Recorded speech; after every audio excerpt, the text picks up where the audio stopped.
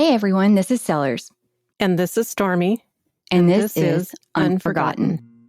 As we were preparing to record this episode, video released in the media related to the death of a Walker County inmate Who was relieved of her duty due to her integrity, ethics, and bravery, has to go into hiding. 2 complaints were filed in federal court on whether that fear is real or exaggerated. What or who could instill that level of fear? And We stand with Anthony Mitchell, his family, and also stand by Karen Kelly.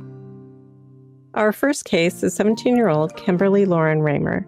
Kim, as she was nearing the end of the last summer of her high school years in 1997. On August 15th in 1997, she left her boyfriend's just a bit before midnight, and there were items in her room that she would have taken with her. Since her car's made it home, you assume she's made it home. He didn't really think too much about not seeing her. It was pretty early. It kind of makes sense.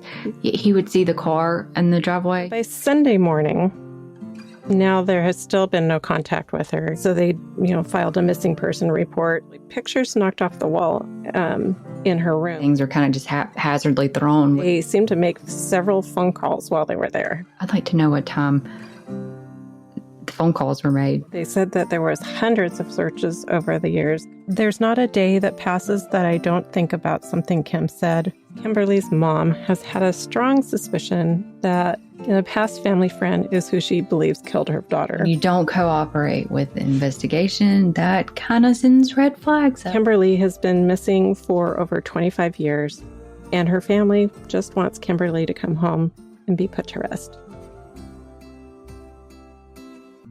Over 23 years ago, James Anthony Reynolds, also known as AMP, in the early morning hours of May 8, 1999, things took a tragic turn.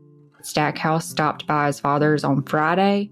4 women set out for Stackhouse's home in Enterprise, where they were later joined by AMP Reynolds. The group appeared to be having a really good time. They see a visibly drunk Stackhouse behind the wheel of his Chevy Caprice. Ooh, that's bad news. On May 10th, when none of the group had arrived back home, they were reported missing. Cadaver dogs and search crews were dispersed to the waterways for the first time on June 3rd. Really? Only June 3rd. Rumors circulated about what could have become to the missing 6. Regardless, no resistance to the car going in the water, but just aren't sure how it got there. But forensic experts were only able to identify 5 of the 6 friends. So if that's the case, what happened to AMP?